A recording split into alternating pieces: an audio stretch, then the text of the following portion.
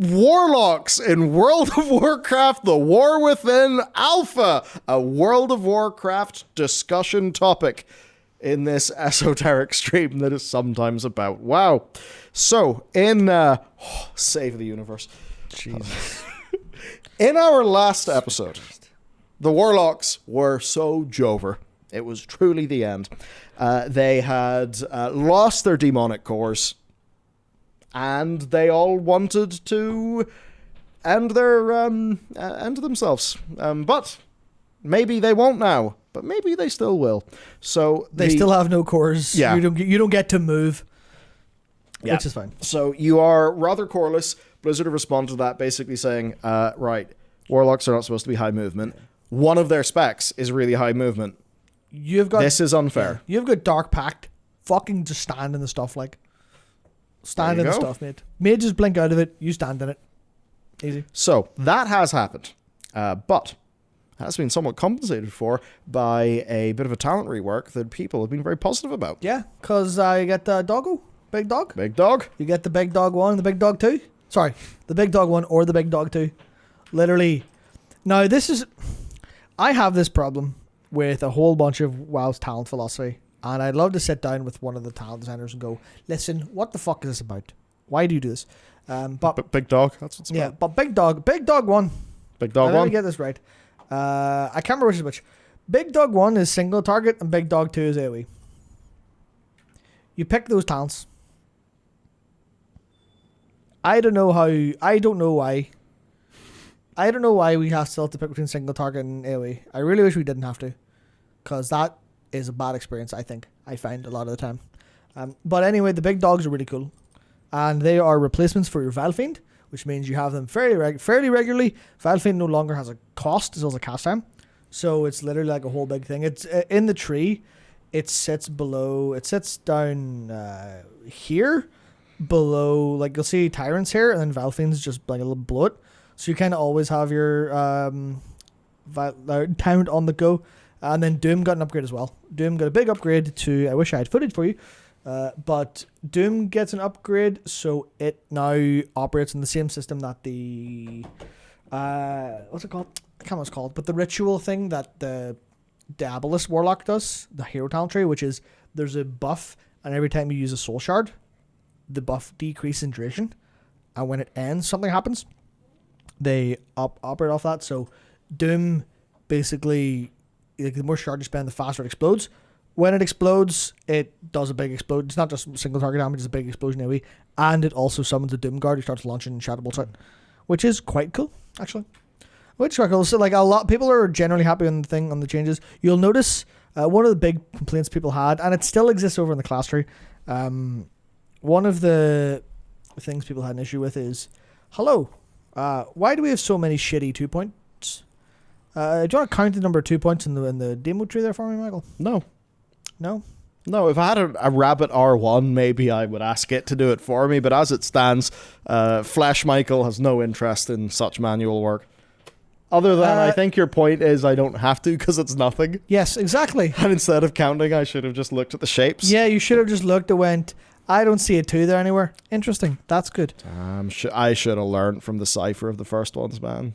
Yep. What's the bottom left of the tree now that it isn't Nether Portal? That's Doom and Doom accoutrements. Doom accessories. There's accessories, not accessories. Could you imagine if they Hank Hill wouldn't have said accoutrements. Could you imagine if they called it that? Doom Could you imagine just like how much more readable World of Warcraft would be? Yeah, here's your talented Doom, and here's your talented Doom does bigger damage now. Yeah. So a lot of the cool stuff, a lot of the like stuff like kind of looks cool and feels better around this. I don't play demo enough to be able to play it for like 5 minutes and go, I have this idea. It would ruin the game. Because like a WoW dev wants to be like, Doom does more damage. What do I call it? Abattoir of the Vile Taint. Doomer.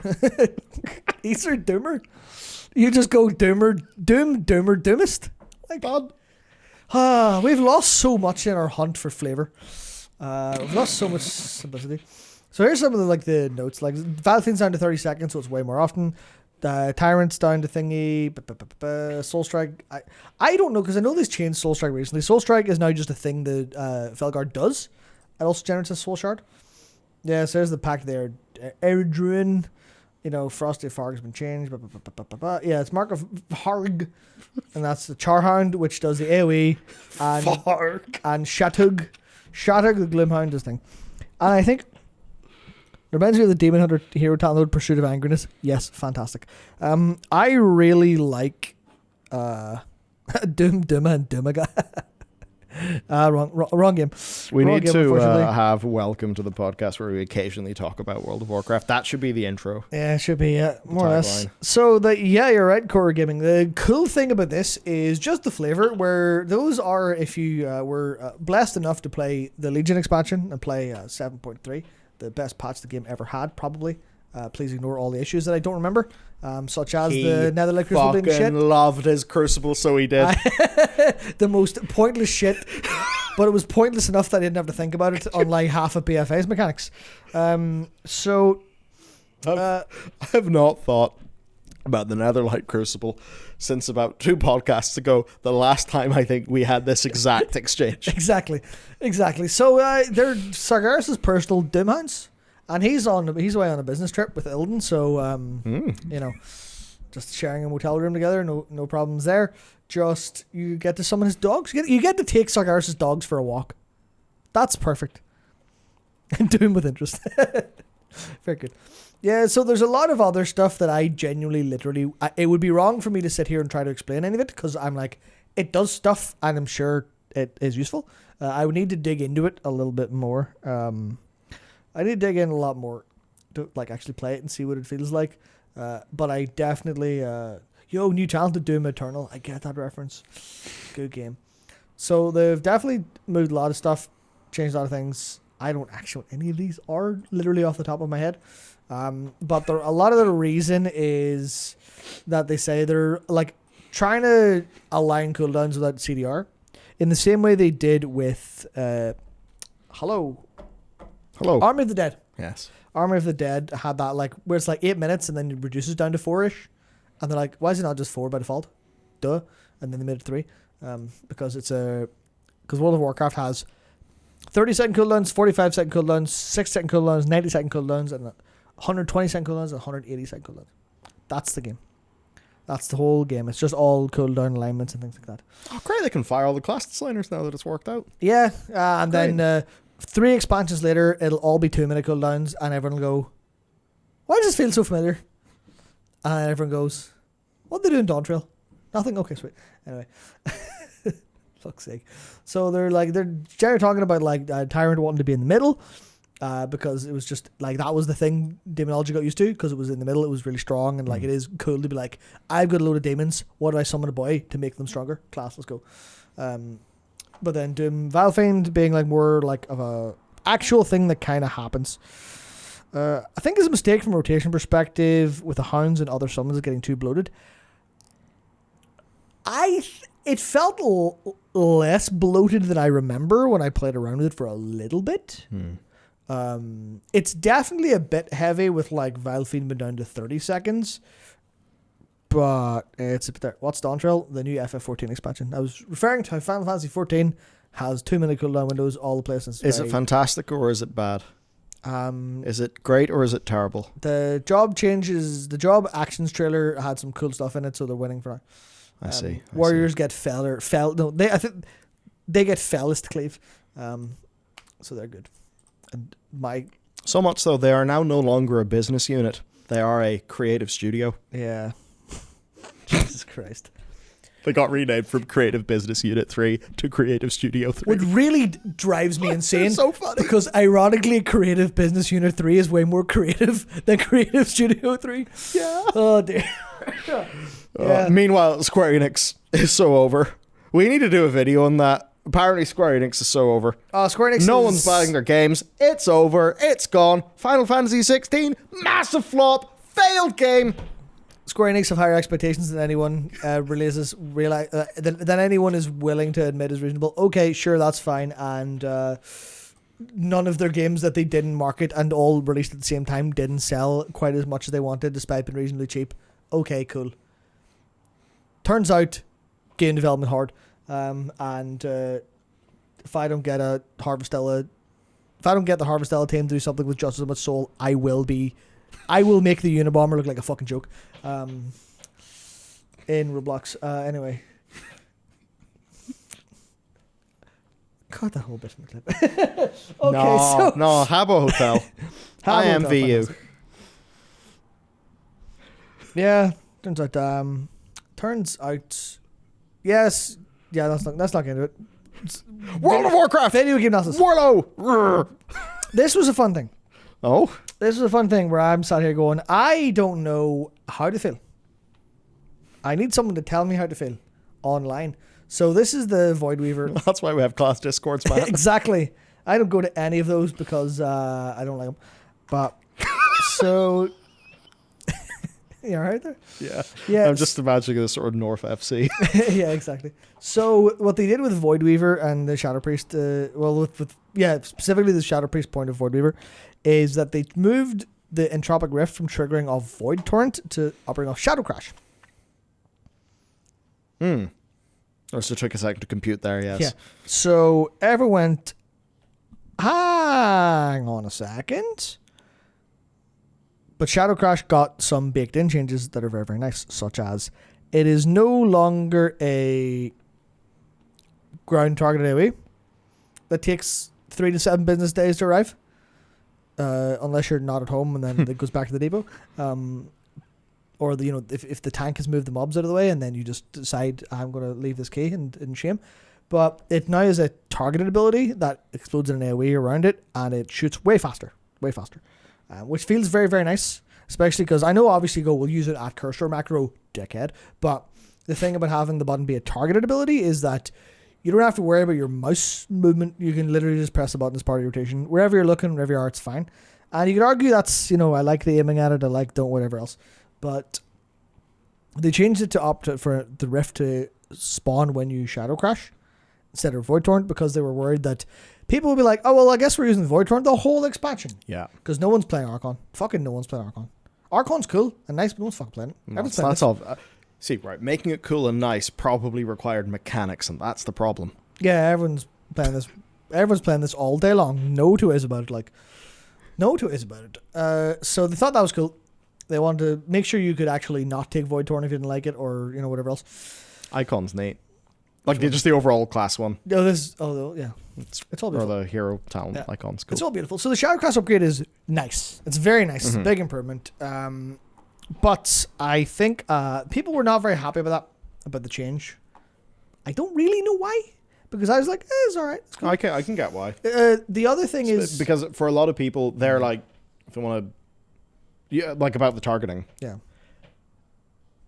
I think it's because no matter what you are currently targeting, if you get to target it with your mouse, you get to put it in the optimal place. Instead of, you hit the button and whatever way an NPC moves. You know what I mean? There's a little bit of that, yeah. I think that's probably the main reason why. But I'm more talking about using Shadow Crash for Rift instead of Void Torrent. So that's a little bit strange. Yeah, it's obviously sometimes you can hit more targets if you target the ground, things like that. But the risk probably really wasn't worth the reward in a lot of cases. And the thing is, this talent here on the right became Shadow Crash does 400% more damage to primary target. So it became a little bit of a nice little button that did that. Which was I thought it made more sense to go, here's a big explodey AoE thing, boom, Rift opens. I thought that made more sense than Void Torrent being, you hit the Void Torrent and the Rift opens immediately as soon as you start it. I thought that made a bit more sense, personally. Yeah, I can see the visuals playing. Yeah, nice. Especially with, you get your Void Blast, you get your Mind Blast turn into Void Blast when you torrent. So torrenting and then having your Void Blast light up and then having to finish the torrent cast felt a little bit weird to me as well. But all it's a bit interesting. So they talk about this and they're like, yeah, the gameplay isn't as smooth, people say, so they're moving it back, interestingly. And on the firing of the targets that are reticle, they'll probably use a choice node for that if people want. Which I think is very good to give choice that way. I think it's a little bit I don't know. I feel like there's a little bit of a change bad thing, but this has also become the experience of I haven't played Shadow Priest much, and I was just like, this feels better to me. This is better to me, so I'm fully willing to say I might be talking a little bit out of my ass in terms of the experience of like doing it loads of M+. They'll be giving an option to use the reticle through a choice node. Yeah. So that's the... Do you want to do it your See, way? I remember it used to be with the, the sigils that Vengeance DHs use. You would be able to do it at player macro. That was a talent. That was a talent. Yeah. I mean, I think there was some power put in the talent, but yeah. I don't think there was. Or was there not? I think it was. That's really funny. Yeah, it was really dumb. Really dumb. I think they could solve this problem by making the at cursor all be targeted. Have a target option. Because that used to exist at target. Yeah. For Airways, and it doesn't. Which means probably because those foul add-on developers ruined the game with it. If your mouse is slightly the wrong position and you're playing a DK and you're death in the K, and just like, fuck you. Like, it doesn't really feel good a lot of the time. Especially because your mouse is kind of hard to see and you control the mouse from movement direction, things like that. So it's like, it's a minor complaint. It's a minor complaint, but I think the reaction to feedback that's very, very, very smooth and results in like the giving them choice and reverting things that people said they didn't like, I think is great. I think that's quite nice overall. That's what it is. I think there's much else. The Entropic Rift got dropped as well. Oh, I didn't even notice that. Void Torrent immediately summons Rift and pauses the duration. Okay, so that's good as shit. They definitely dropped a little bit of its power as well. It goes off very quickly and like it doesn't last long, so it feels a little bit more like you're constantly like bam, bam, bam, bam, bam for it, which feels a little bit worse to me, but it's probably better for like dungeon running and stuff. Yeah, I think one of the core points though is they are actually moving pretty quick and responding to feedback super rapidly, way faster than expected. I saw there was some excitement over Frost as well. Yes, funny bit of Frost, like what they're changing the talent tree. Have they done that yet? What? I'm just looking at the spec tree. Oh, yeah, this is different. Down here. Yeah. It's all very different. It's the same up here almost. I think all entirely, yeah. No, almost entirely. Horn of Winter is usually over there. But yeah. Holy shit. Bro's got the photograph memory. I have a terrible memory. I have literally just spent the past like month on alpha basically with all of my waking time. Holy shit. Yeah. Yeah. All of my waking time that isn't spent playing reverse gacha games. or reading Blue Archive Story. Honkai Star Rail's really fucking good. No. So is Honkai Impact Third. Anyway. Yes. Yeah, so Frost then changes. It's different now. So they've added auto attack, not like an auto attack focused build per se, but they've added a bunch of I haven't gotten to Pentacon yet, unfortunately. They've added a bunch of auto attacky stuff that like benefits off icy talons and improves that kind of the flowy. The idea of Frost being dual wielding, going bam bam bam bam bam. Yeah. They've improved that quite a bit. They've changed breath. Let me see if they can say exactly how they changed breath. Oh yeah, the other thing is they made rhyme and fatal fixation baseline. So rhyme baseline, very good. Yeah. Not having rhyme sucks balls. Yeah, you really feel that when you're just playing it in remix, and you're sitting there in Frost with just it was before you even get obliterate, like Rune Strike or whatever. Rune Strike, yeah. Yeah. Okay. Yeah, so yeah, they got new capstones for auto attacks, which will smooth out damage profile outside of pillar windows. They increased breath damage to compensate for loss of uptime, which means it's kind of more of a bursty thing. Thank God. Which fits better with how people want to use it a lot of the time, and also fits better with the equivalent of gameplay design, which was in the Havoc Demon Hunter's Fell Barrage, which they changed to be like breath, but not long and very blasty. And so they're kind of moving that a little bit towards that. But like still like 30-40 second breath is still pretty long. Like, so it's not like, sorry, we've changed this, so you don't like it anymore. It's still like, I'm still never playing breath if I ever play Frost. I'm playing Obliteration. I do not like breath whatsoever.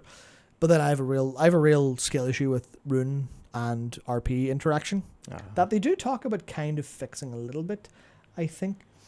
Is it somewhere here? No, is it some... they talked about it somewhere, but I can't remember where. Yeah, so... Oh, that's what it was. We have some work we'd like to do in Obliteration build resources, especially as it pertains to RP, because it'd be flooded in Cyclodons. Having more... what do you call it? Having more... RP than you know what to do with, having more resources than you know what to do with in this game feels terrible. Yeah. And it's like it's one of the reasons I don't enjoy playing DK very much. It's one of the reasons I don't enjoy playing Demon Hunter very much. Because there's a lot of stuff that goes, we are a higher priority than you emptying your bar. Which I think works as we're moving away from, fuck you, everyone's a builder spender, deal with it. They're moving into more complicated and more enjoyable territory in a lot of cases. It feels like vastly different. But it still is like the shackles of spend your fury, asshole, is still there. Which is a little bit weird when you've got like the constant resets, things like that. It feels like there's a little bit of slight how do I put it? A little bit of we've been reworking these bit by bit, as opposed to a full rework that has a massive picture of design that has like carte blanche to change things. I feel like they're a little bit held back by that somewhat, because they're building on top. So obviously something has to take priority at some point, and that's that. I think people are generally pretty happy with the frost changes. I like the new trees layout a little bit better. The auto attack stuff feels nice as well. The new frost scythe is cool. Frost scythe is now a cooldown ability that's like every 30 seconds. It's reduced by using killing machine procs. What was it previously? It was basically I haven't played just Frost AoE obliterate. Okay. It was just AoE obliterate. So they changed it so it always crits, and crits do 4 times damage. So it's literally you'll obliterate and you'll cleave your obliterate, right? You'll cleave your obliterate with death and decay, and then you'll occasionally have frost scythe come up and just wham for big damage. Because it used to use killing machine procs as well. Okay. So it was like, do you spend your killing machine proc on frost scythe for AoE, or do you do it for obliterate? And then that got weird with obliterate. That was also a because once you could get the cleave your obliterate, then frost scythe kind of felt pointless. Yeah. Very good. There's nothing where I think it's an obliterate. Is it a killing machine obliterate fires out a glacial advance with one of these, which feels quite nice, even if you don't have glacial advance talented, which feels pretty nice. Also, I will say when we're talking about DK, they updated the Deathbringer. That's what it's called, the Deathbringer idolatry. It looks way better. Remember when I showed it off a couple weeks ago, and I was like, the blue orb spinning around feels fucking weird.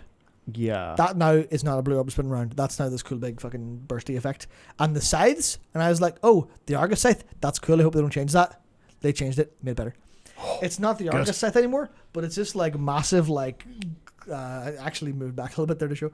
There's like a huge, like, I can't remember which order it is, but there's like a huge downwards frost scythe and a huge sidewards frost scythe.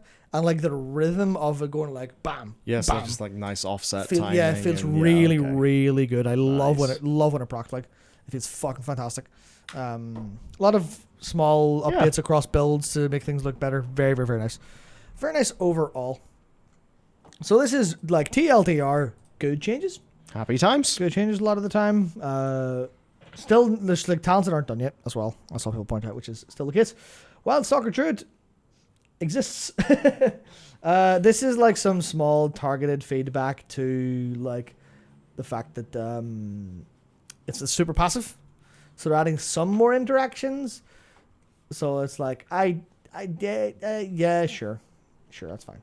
It was implant. It's like when you gain or lose Tiger's Fury, your next melee ability calls the Vine to grow on the target, and Swiftman gets to grow. So there's a little bit of we want to give you some agency as to where you put these, but I don't know if it's really too much. This is still like the very passive version of Druid of the Claw, which is a little bit more gameplay oriented, which I think is relatively fine enough. Yeah. Relatively fine enough. Keeper of the Grove is kind of the same deal where they're just going, yeah, we are just changing some stuff around to make it slightly better. Which is like, yeah, it's restricting your rotation, so we're gonna fix that out. Which is just great for okay. We're going to read your posts and then change the game based on your posts. You're like, so if you can get in there and start making posts, yeah, you too can gaslight the shit out of your developer. Honestly, I'm very a trust the devs vision kind of person and average, but it's very hard for me not to go on the forum and immediately post like every single day give me Tiger's Fury resets back, give me Tiger's Fury resets back, give me Tiger's Fury resets back. Because I trust the vision of not having Tiger's Fury resets, but whenever I play Feral Druid in Alpha and I kill a mob in the world and I don't get to press Tiger's Fury again, there is a part of my brain that just ticks like, well, this is your Vietnam. These are your demonic cores that they've taken away. Yeah, so the Doomsday Clock. Yeah. I have one of those in my head, and every single time I don't get to reset Tiger's Fury, just like 1 second ticks, like click, tick, tick, tick, tick. We're getting very close to full radicalization. Yeah, the changes they kind of made were reasonably small for Mountain Thane, but I think it's fun that they talk about like a randomness as part of the Thane's identity, because shamans control lightning, warriors don't. Lightning sense. just hits sometimes. You're like, that's a cool thing you thought about. So I very much like that. They need to just remove Tiger's Fury and make it passive. I am sorry. You're not sorry, or else you wouldn't have typed that. Absolute slander. Tiger's Fury as an ability is a great thing in theory. As to practice, I think there's a little bit of stuff like the needing a weak aura to fucking track if your dot has been buffed or not is a bit dog. Especially when you're thinking about putting like the stealth break or the reset stealth break or the stealth break from Incarn or like shadow melding for a stealth break, stuff like that in combat. Not being able to track that without a weak aura kind of blows. I don't know how they would do that, but there's certainly like a version of if you press Tiger's Fury, your next rake isn't called rake, it's actually called something else, and then you can see it with a different icon. That might work. Fuck, that's a good idea, actually. Shit. Damn. There, you're a dev now. Oh, you have no idea how hard I would ruin this game. Like you gave me 3 seconds in there, I destroy it, man. I just ruin forever. Not in a destructive way, just in a, I think that would be a cool change. Oh shit, it's ruined.